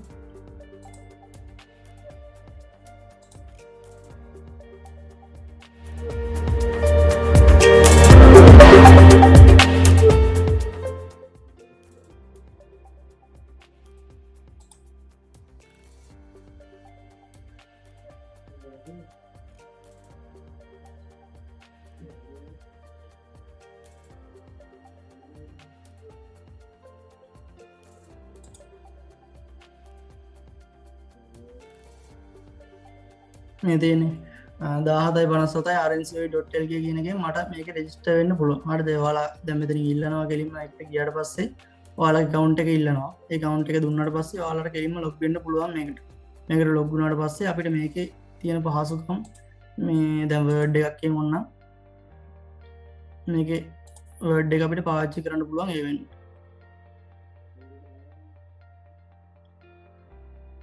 දැන් මේ විදිය තමයි කියන්නේ අනාගතයට එන්නේ. දැන් කම්පියුටර්ස් ගොඩක් පොඩි වෙනකොට ඒකේ තියෙන මෙමරියම ගොඩක් පොඩි වෙනවා ඉස්සරහට එනකොට කම්පියුටර්ස් එතකොට අපිට මේ ක්ලවුඩ් එකක් එක්ක තමයි ගනුදෙනු කරන්න ගොඩක් වෙලාවට එන්නේ. ඒ කියන්නේ මෙමරි එක තියෙන්නේ ලැප් එකේ නෙමෙයි. මෙමරි එක තියෙන්නේ වෙන තැනක. දැන් Google Drive එක වගේ තමයි අපිට මේකේ දැන් මෙමරි එක තියෙන්නේ. හරිද? දැන් මේක Google Drive එක නෙමෙයි. මේක ඒගොල්ලෝ වෙනම drive එකක් දීලා තියෙනවා. මේ 1 TB ද ඔයද. එතකොට ඒ වගේ අපිට අපේ කම්පියුටර් එකේ නෑ. හරිද? අපි දැන් මේක මොකක් හරි ගහලා ඉවරලා තැම්පත් කරොත් මේක ඕන දේ විදිහට ඇඩ් කරන්න පුළුවන්. හරිද? මේක අපිට සේව් කරගත්තොත් save as පුළුවන්. ඉතින් PDF එකක් විදිහට දෙන්නත් පුළුවන්. එහෙම නැත්නම් Word file එකක් විදිහට දෙන්නත් පුළුවන්. මේක අපිට ඕන නම් ඩවුන්ලෝඩ් කරගන්නත් පුළුවන්. හරි ඒ විදිහට අපිට මේක පාවිච්චි කරන්න පුළුවන් මේකේ තව දේවල් තියෙනවා මම අර වීඩියෝ එකෙත් දාලා තියෙනවා කරගන්න විදිය මම හිතන්නේ ඒක දැම්මා වගේ මට මතකයි ඒ විදිහට අපිට කරගන්න පුළුවන්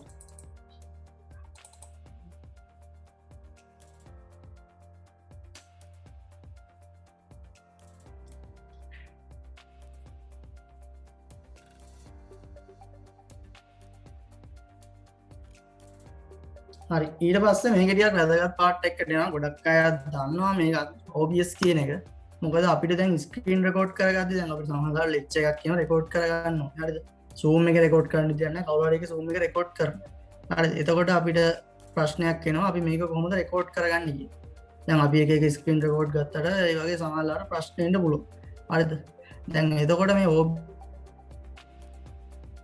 OBS කියන එක මේක කෙලිම ඕපන් සෝස් එකක් අපිට ඕන විදිහට අරන්ලා ප්‍රී දෙන එක අනිකරම ප්‍රී දෙන්න මේක ප්‍රශ්නයකුත් නැහැ මේක ප්‍රී දෙන එක ඒකින් හින්දා අපිට මේක වැඩ කරගන්න පුළුවන් එතකොට මම ඔයාලට කියලා තිබ්බා ඒ අර මන් දීලා තිබ්බ එක පුළුවන් නම් ඩවුන්ලෝඩ් කරගන්න කියලා මම පෙන්නන්න එක ඩවුන්ලෝඩ් කරගන්න ඕන ඉස්සෙල්ලාම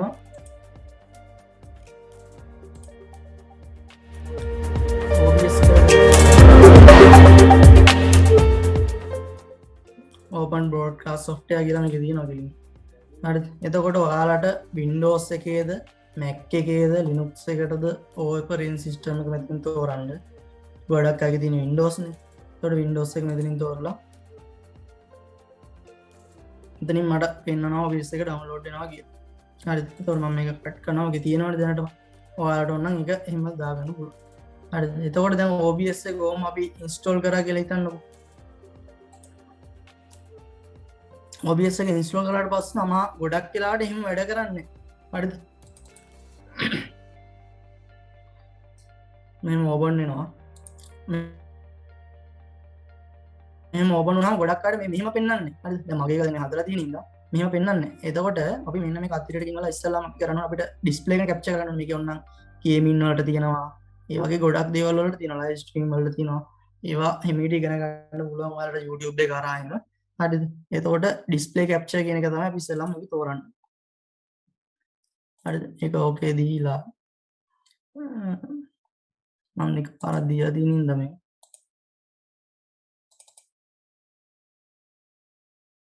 මේක අපි දුන්නාට පස්සේ මෙතන තමයි ස්ටාර්ට් රෙකෝඩින් මෙතන දෙන්න පුළුවන් ස්ටොප් දෙන්න පුළුවන් හරිද ඊට පස්සේ මෙතන ගොඩක් අයට එන ප්‍රශ්නයක් තමයි බ්ලැක් ස්ක්‍රීන් එක එනවා කියන ප්‍රශ්නේ හරිද එතකොට බ්ලැක් ස්ක්‍රීන් එකේ එන්නේ මෙතන මේ අපි ග්‍රැෆික් කාඩ් එක මෙයාට තෝරගන්න බැරි කමක් තියෙනවා හරිද මොන ග්‍රැෆික් කාඩ් එකෙන්ද අපි මේක කරන්න ඕනේ කියලා ඉවරලා තෝරගන්න බැරි කමක් තියෙනවා දැන් ඔයාලා හිතන්නකෝ ලැප්ටොප් වල සමහර ලැප්ටොප් වල දෙනවා ගොඩක් දැන් හයි පර්ෆෝමන්ස් ලැප්ටොප් වල ඩෙඩිකේට් VGA එකක් එනවා. ඒ කියන්නේ වෙනමම VGA එකක් දෙනවා.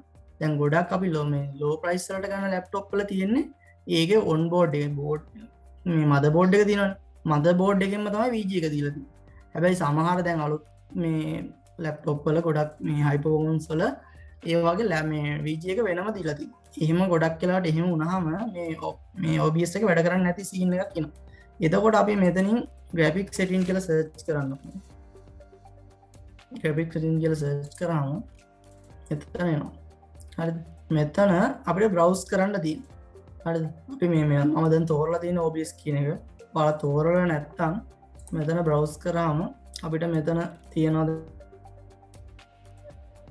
දැන් මම මෙතන ගිය path එක තියෙනවා. ඉස්සෙල්ලාම මම ආපහු ගිහලා බලන්නම්. C එකට යන්න ඕනේ. C එකට ගිහින් මේ program file 86 කියලා තියෙනවනේ. ඒකට ගිහිල්ලා ඒකේ තියෙනවා OBS එක යටට ගියාම බලන්න OBS එක ඇති.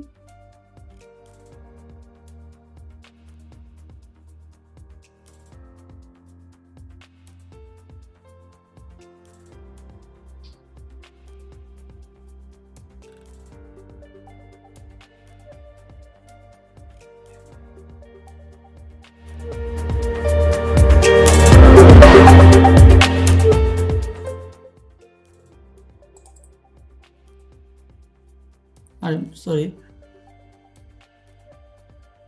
program file ගන්න 86 එකනේ program file එක ගන්න ඒකේ OBS කියන එකට ගියාම ඒකේ bin කියලා එකක් හරිද ඉස්සෙල්ලා program file C එකට ගියා C එකේ තමයි ඔයාලා ගොඩාක් වෙලාවට software එක තියෙන්නේ දැන් අපි අතන ගද්දී තේරුවේ නැත්තම් වෙන එකකට ගොඩාක් වෙලාවට C එකේ තමයි තියෙන්නේ ඒකේ ප්‍රෝග්‍රෑම් ෆයිල් වලට යන්න. ප්‍රෝග්‍රෑම් ෆයිල් කියන එකට ගියා. ඊට පස්සේ OBS කියන එක තෝරන්න. ඊට පස්සේ ඒකේ තියෙනවා bin කියලා. හරිද? ඊට පස්සේ ඒකේ 64 bit කියලා තියෙනවා. හරි. සමහරවිට 32 එකක් නම් 32 කියලා තියෙනවා. හරි. ඒකේ මෙන්න මේ OBS කියන එක select කරන්න මෙතනින් add දෙනවා. මම add කරලා තියෙන හින්දා add කරන්න යන්නේ. එතනින් add දෙනවා. එහෙම කරලා හරියනවද කියලා බලන්න. ගොඩාක් වෙලාවට හරියන්න පුළුවන් OBS එක. අපිට රෙකෝඩ් කරලා රෙකෝඩ් එක බලා ගන්න පුළුවන්. දැන් අපිට මෙතන රෙකෝඩ් එකක් දැම්මොත් ස්ටාර්ට් රෙකෝඩින් දුන්නොත් අපේ මේ අපේ සවුන්ඩ් එකත් එක්කම මේ ඒගොල්ලෝ මේ රෙකෝඩ් කරගන්නවා. හරි. අපිට මේ සවුන්ඩ් එක අපිට ඕනම් වෙනස් කරන්න පුළුවන්.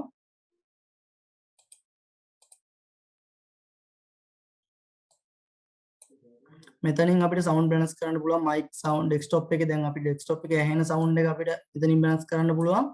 මෙතන ඊට පස්සේ මේ මයික් එකේම අපිට මෙතනින් වෙනස් කරන්න පුළුවන්. ඊට අමතරව මේකේ තියෙනවා අපිට සෙටින් වලින් ගියාම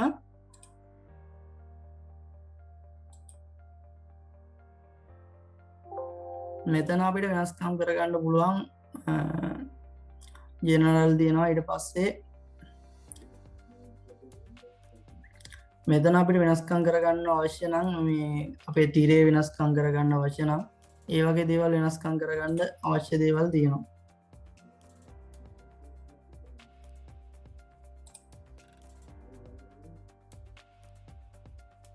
හරිද? මෙතන ඊට පස්සේ මෙතන අපි රෙකෝඩ් වෙන එක මෙතන ඔඩියෝ තියෙනවා. අපිට වීඩියෝ එක ගත්තොත් අපිට මෙතන මේ රිසොලූෂන් එක තෝරන්න පුළුවන්. අපිට ඕන රිසොලූෂන් එක කොහොමද කියලා. ඊට පස්සේ මේක නම් ගොඩක් වෙලාවට එන රිසොලූෂන් ඒගොල්ලෝ ඩිටෙක්ට් කරගන්නවා අපේ කම්පියුටර් එකේ ෆුල් ස්ක්‍රීන් එක. ඒක හින්දා ඒක ලොකුට වෙනස්කම් කරන්න යන්න එපා. ඊට පස්සේ ඔඩියෝ එක අපිට පුළුවන් වුණා මේ කොහොමද ඔඩියෝ එක තෝරලා දෙන්න පුළුවන් අපිට ඕන විදිහකට. ඔය විදිහට ඔය දේවල් තියෙනවා. ඩෙස්ක්ටොප් ඔඩියෝ එක ඕනනම් අපිට අයින් කරන්න පුළුවන්. නැත්නම් අපිට මයික් එකේ ඒක අයින් කරන්න පුළුවන්. ඒ වගේ දේවල් කරන්න පුළුවන් මේකේ. හරිද? මේක ගැනත් මම අර වීඩියෝ එකක් තියෙනවා. ඒකත් දැම්මා. ඊට අමතරව මේවා කරලා හරියන්නේ නැත්නම් මේ බ්ලැක් ස්ක්‍රීන් එනවා නම් අපිට ආයෙ තව වෙනස්කමක් කරගන්න පුළුවන්. මෙතන මේ Nvidia කියන එක තියෙන කට්ටියට තමයි ප්‍රශ්නේ එන්නේ ගොඩක් වෙලාවට.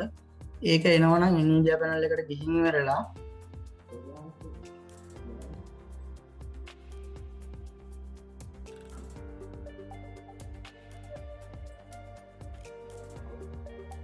සුකුම් එකකින්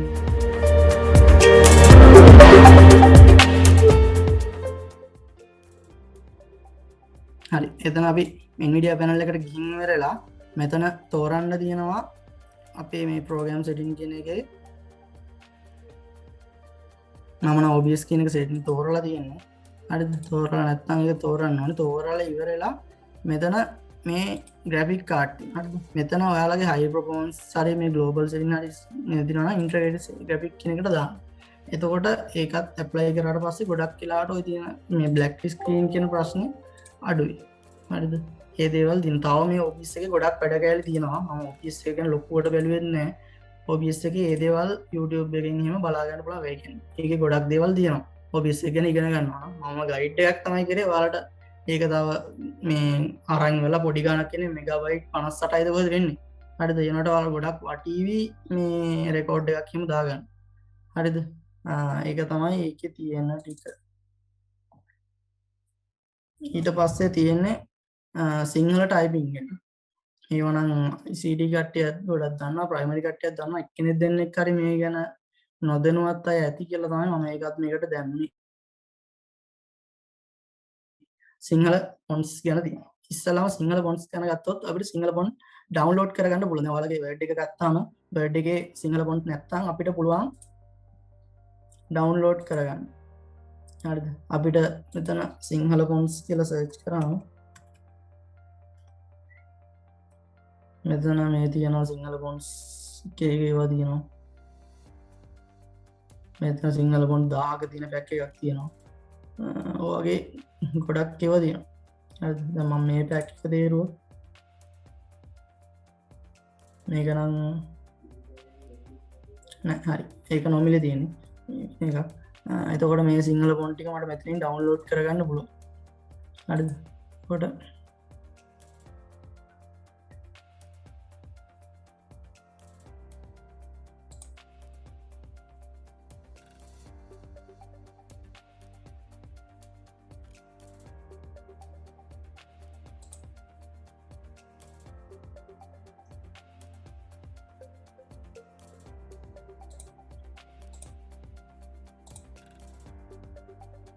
හරි ඒම ඩවුන්ලෝඩ් කරන්න පුළුවන්. හැබැයි මෙතන මේ 5 තියෙනවා.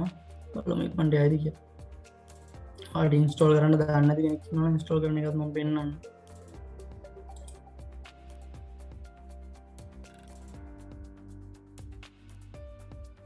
ඒ වගේ තියෙනවා පැක් තියෙනවා 500 ඒවා තියෙනවා.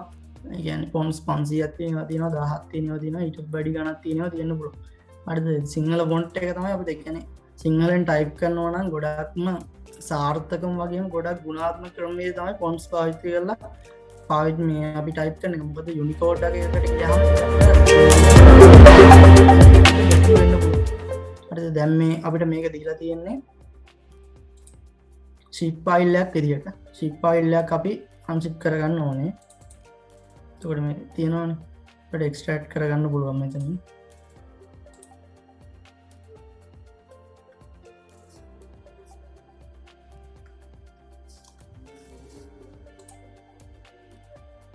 සෝරි මට පාස්වර්ඩ් එක තමයි බලාගන්න බැරුව නැති එක තුන නෙමෙයි.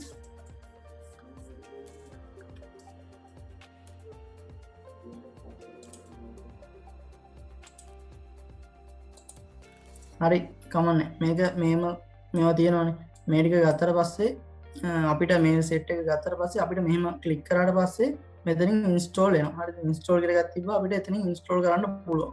හරිද මේක එක්ස්ට්‍රැක්ට් කරාට මට අතනින් බලා ගන්න බැරි වුණා.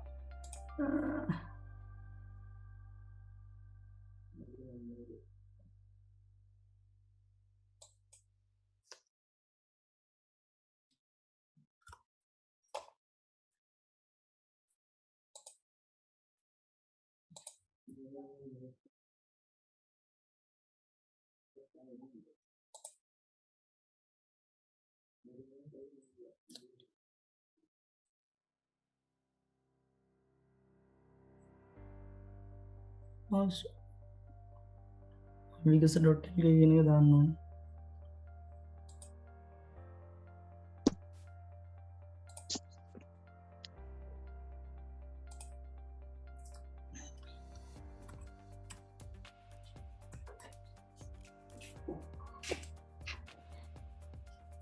හරි ඔය විදිහට එක්ස්ට්‍රැක්ට් වෙනවා.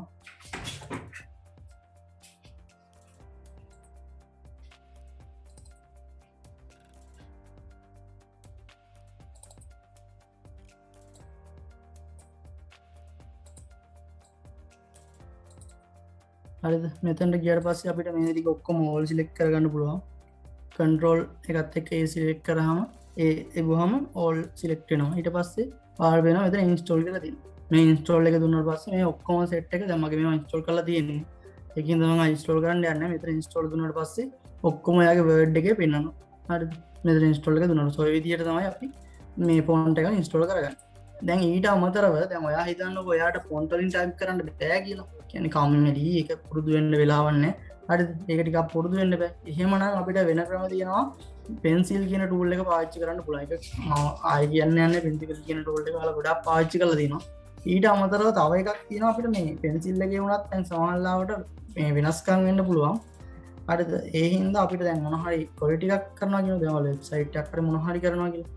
එතකොට අපිට යුනිකෝඩ් එකක් විදිහට පාවිච්චි කරන්න පුළුවන් Google ආදානමය වලම් කියන එක. ඒක සමහරවිට ඒක ගොඩක් වෙලාවට මේ ක්වොලිටි අපිට ටයිප් කරගන්න පුළුවන්. මෙතන sorry මෙතන අපිට මේක තේරුවට පස්සේ අපිට normal font ඉදිරි ටයිප් කරන්නත් පුළුවන් නැත්නම් Unicode ඉදිරි ටයිප් කරන්නත් පුළුවන්.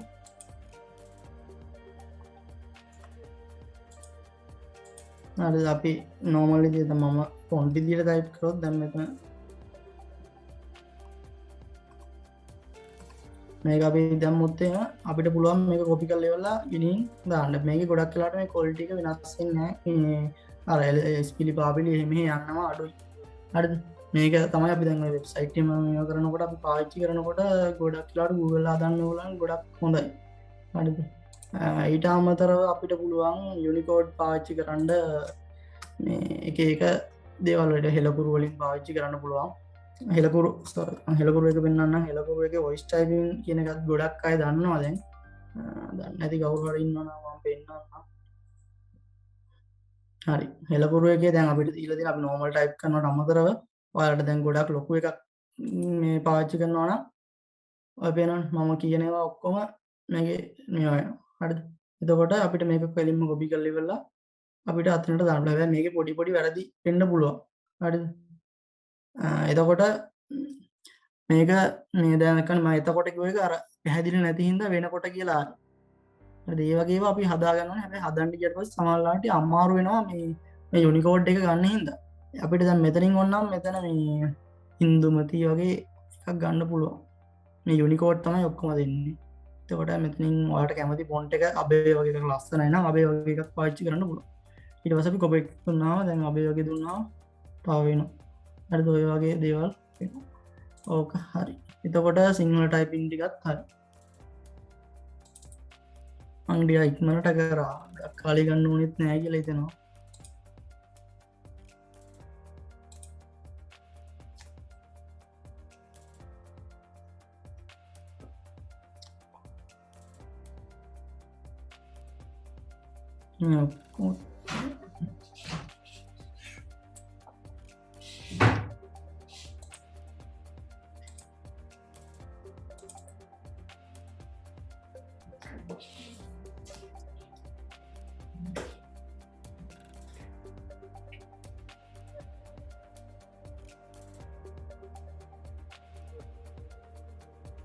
මම ගොඩක් සරල දේවල් කතා කරේ. හැබැයි මේ දේවල් වලින් ඔයාලට ගොඩක් උවමනා වෙන දේවල් තියෙන්න පුළුවන්. හරි. සිංහල ටයිපින් හරි. ඊට පස්සේ Google Drive එක ගැන කතා කරමු. Google Drive එක ගැන කතා කරනකොට අපිට සාමාන්‍යයෙන් Gmail account එකකට මේ 15GB දෙනවා ඒගොල්ලෝ. එක Gmail account එකකට. ඒක පාවිච්චි කරන්න පුළුවන් අපේ Gmail account එක පාවිච්චි කරලා. හරි. එතකොට දැන් අපි Google Drive එක පාවිච්චි කරනවා නම් ඔයාලට දැන් මම මේක Google Drive එක පාවිච්චි කරන්න කියලා දෙන්නේ සමහර කට්ටිය දන්නේ හරියට. හරිද? ඒක link එක ඇව්වට පස්සේ open කරන්න බෑ. හරිද? ඒ වගේ ගැටලු දින්න තමයි මම මේ Google Drive එක ගැන දෙයක් කියලා දෙන්න හිතුවේ. Google Drive එකේ දැන් මම අප්ලෝඩ් කරලා තියෙන ගොඩක් දේවල්. එතකොට දැන් අපි මොන හරි දැන් මේකට අප්ලෝඩ් කරන්න පුළුවන් මෙතනින්. ෆයිල් එකක් අප්ලෝඩ් කරනවා නම් ෆයිල් එකක් අප්ලෝඩ් කරන්න පුළුවන්. ෆෝල්ඩර් එකක් අප්ලෝඩ් කරනවා නම් එහෙම අප්ලෝඩ් කරන්න පුළුවන්. හරිද?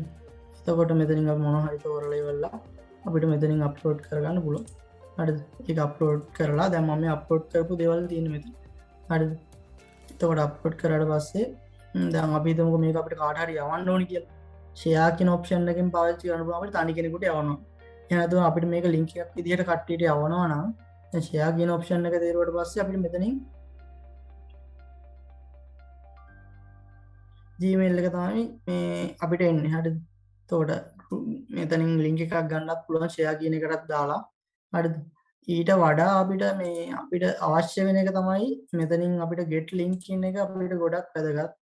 හරිද? මෙතනින් get link එක දුන්නාට පස්සේ දැන් අපි මෙහෙම copy කරා හිතමු. දැන් මගේ කෙනා anyone වැටලා තියෙන්නේ. ගොඩක් වෙලාවට මේ restricted තමයි වැටලා තියෙන්නේ. එතකොට වෙන්නේ අපින් permission එකක් එයාලට ඕනේ මේක open කරන්න. හරිද? දැන් anyone කියලා දැම්මම පස්සේ ඕන කෙනෙකුට මේක මේ open කරන්න පුළුවන්. මෙතන done එක දෙන්න ඕන අනිවාර්යෙන්. හරිද? මේ copy කරගන්න ඕන ඉස්සල්ලාම දැන් මේක anyone කියන එක දීලා copy කරන්න පුළුවන්. හරිද? ඊට පස්සේ අපි done දෙන්න. දැන් මෙතන ඕනනම් තියෙනවා viewer comment editor. හරිද? viewer දුන්නොත් එයාට බලන්න download කරගන්න පුළුවන්. හරිද? දැන් editor වගේ එකක් දුන්නොත් එහෙම එයාට මේ file එක delete කරන්න උනත් ඒ වගේ දේවල් උනත් කරන්න පුළුවන්. ඒ වගේ ඒවා දෙන්න එපා. පුළුවන් තරම් viewer වගේ එක දෙන්න බලන්න. viewer තමයි default වැටෙන්නේ. ඒක දීලා ඉවරලා done කරලා එයාට අපි copy කරගත්තානේ link එක. ඒක run කරා. ඊට පස්සේ දැන් අපිට මේ link එක එයාට යවන්න පුළුවන්. එතකොට එයාට ඕන වෙලාවක open කරගන්න පුළුවන්. ඒක තමයි Google Drive එකේ තියෙන දේවල්. ඊට අමතරව අපිට පුළුවන් වුණනම් මෙතනින් මේකෙනුත් පුළුවන් අපිට පාවිච්චි කරන්න Word document එකක් හදාගන්න. ඒ වගේ දේවල් වලට මෙතන තියෙනවා අවශ්‍ය දේවල්. ඒවා පාවිච්චි කරන්නත් ඔයාලට පුළුවන්. සාමාන්‍ය Word එකකට සමාන විදිහට මෙතනත් දේවල් තියෙනවා. හරිද? ඒ දේවල් තමයි තියෙන්නේ. ඊට පස්සේ ඊළඟ එක මම කතා කරන්නේ WeTransfer ගැන. WeTransfer ගැන කතා කරන්නේ ඒකත් ෆයිල් ට්‍රාන්ස්ෆර් වලට ගොඩක් උපකාරී වෙන එකක්.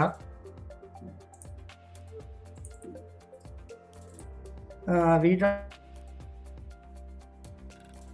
කියන එකෙන් දැන් ඔයාලා හිතනකො ඔයාලා Gmail ඔයාලගේ මේ Google Drive එක පිරීලා තියෙන කියලා. හරිද? එතකොට එහෙම නැත්නම් ඔයාලා Google Drive එකට අප්ලෝඩ් කරන්න ඕනේ නැහැ. හරිද? ඔයාලා මේ ෆයිල් එක යවන්න විතරයි ඕන. දැන් Google Gmail අපිට WhatsApp එකෙන් යවන්නත් බෑ ලොකු ප්‍රමාණයක් ඕනේ. හරිද? එතකොට අපිට ඊළඟට යන්න පුළුවන් ඔප්ෂන් එකක් තමයි V-Transfer කියලා කියන්නේ. හරිද? V-Transfer කියන ඔප්ෂන් එකෙන් අපිට පුළුවන් Pro එක පෙන්වනවා, Free එක පෙන්වනවා. එතකොට මෙතන Free එකේ තියෙනවා අපිට මේකේ GB 2ක් විතරයි යවන්න පුළුවන්. එතකොට මේ Pro එක ගත්තොත් එහෙම GB 200ක් විතර අපිට යවන්න පුළුවන්. හරිද? අපිට මේ සාමාන්‍යයෙන් Free එකක් ගත්තාම ඇති Free එක ගන්න දෙයක් නෑ. අපිට Free එකට sign up වෙන්න ඕන ඉස්සෙල්ලාම. හරිද? දැන් මගේ එක නම් ඇඩ් කරනවා කෙලින්.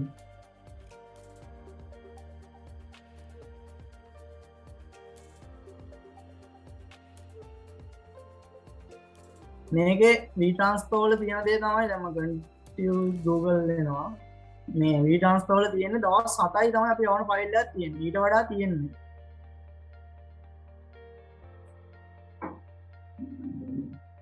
දවස් 7ක් තමයි අපි යවන ෆයිල් එකක් මේකේ තියෙන්නේ. ඊට වඩා තියෙන එක හොඳට මතක තියාගන්න. අපි යවන කෙනාට කියන්න ඕනේ අපි දවස් 7ක් යවන එක දවස් 7ක් ඇතුළත අනිවාර්යෙන් ගන්න ඕනේ.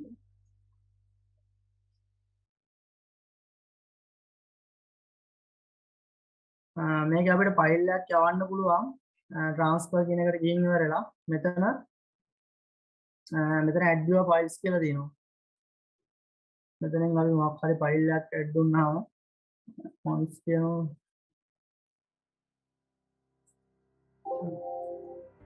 දෙන්න බෑ.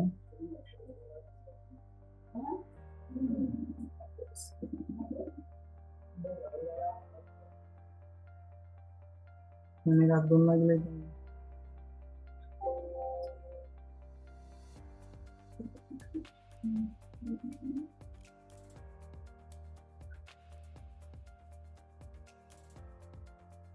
හරි මේ මේකක් දැන් මම අර ඩවුන්ලෝඩ් කරගත්ත එක දුන්නා. ඒක අපිට මෙතනින් මේගොල්ලොන්ට මෙතනට අපි get අපිට link එකක් විදිහට ඕනනම් ගන්න පුළුවන් මෙතන. හරිද? දැන් get link එක දුන්නාට පස්සේ මේගොල්ලෝ අප්ලෝඩ් වෙනවා. හරිද? මේගොල්ලන්ගේ සර්වර් එකට අප්ලෝඩ් වෙනවා. අප්ලෝඩ් වුණාට පස්සේ අපිට මෙතන link එක ගන්න පුළුවන්. හරිද? ඒ link එක අරන් ඉවරලා අපිට ඕන කෙනෙකුට යවන්න පුළුවන්. හැබැයි දවස් 7යි මේකේ තියෙන්නේ. දවස් 7කට වඩා තියෙන්නේ නැහැ. හරිද? ඒක දැනගන්න තියාගන්න. මේ V-Transfer කෙනෙක් මම කැන්සල් කරන වැඩක් නෙවෙයි අපරාධින් විදිහට. හරිද? මම කැන්සල් කරනවා. එතකොට V-Transfer එකෙන් කොහොම තමයි කරන්නේ? ඊට අමතරව මම කියලා දෙනවා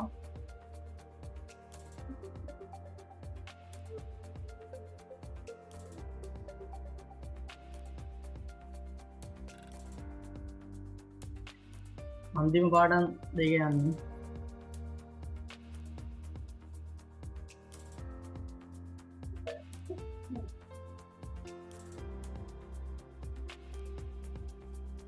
හරි. ඔයාලගේ ටයිපින් ස්පීඩ් එක වැඩි කරගන්න ඕනේ නම් දැන් ඔයාලා හිතන්න ඔයාලා ටයිප් කරන එක ස්පීඩ් එක වැඩි කරගන්න. ඒ වගේ දේවල් වලට වෙබ්සයිට් එකක් තියෙනවා. හොඳ වෙබ්සයිට් එක typing.com කියලා. හරිද? ඒකේ ගේම්ස් තියෙනවා. ඒ වගේ ගොඩක් දේවල් එකේ තියෙනවා. ඉන්නකොම් typing.com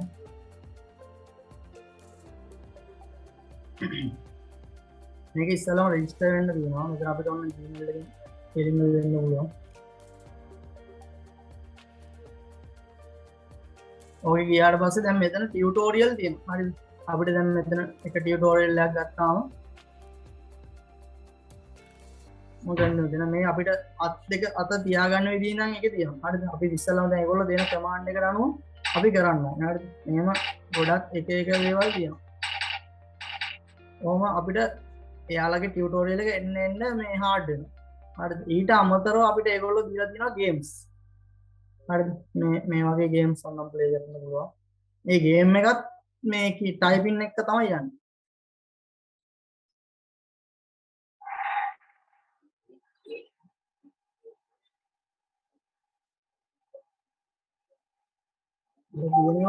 අපි ටයිප් කරන්න ඕනේ.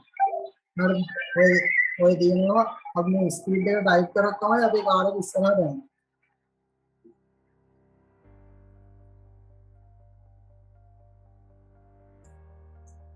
ඔය විදිහට කරන්නේ.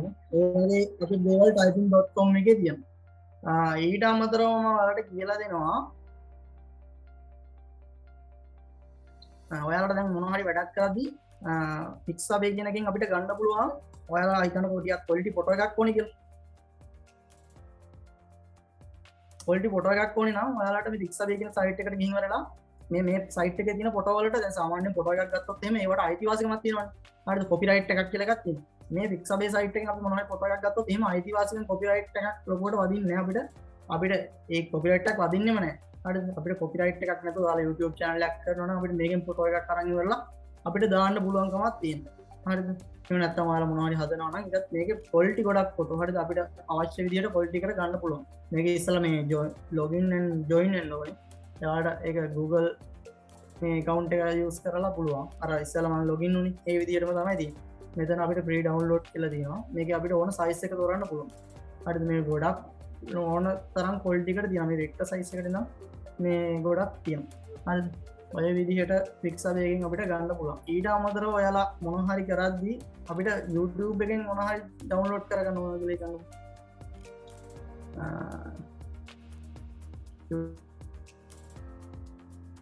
YouTube එකෙන් අපිට මොන හරි වීඩියෝ එකක් download කරගන්න ඕන. අපි දැන් මේක කියලා. දැන් මේක අපි මේක download කරගන්න නම් මෙතන share එකට ගියා. මේක තව වෙදි තියනවා ගොඩක්. මම මේ එක විදියක් කියන්නේ. හරිද? ඊට පස්සේ මේ සයිට් එකක් කියන්නේ ඔයාලට ඕන තරම් සයිට් තියෙනවා මේකට. මම ගයිඩ් එකක් විතරයි දෙන්නේ. i2net කියන එක අපි දැම්මොත් එයාලා දෙනවා අපිට YouTube downloader කියන එක. මෙතන ගිහින් අපි දැන් සර්ච් අපි කොපි කරගත්තානේ. ඒක මෙතන සර්ච් මේ කරාට පස්සේ මෙතන පේස්ට් කරන්න ඕනේ. control V හරි paste හරි දෙන්න පුළුවන්. මෙතන අපිට ඕන විදියට ගන්නවා. 1000 full HD එකක් නම් එහෙම ගන්න පුළුවන් 48ක් වෙනවා.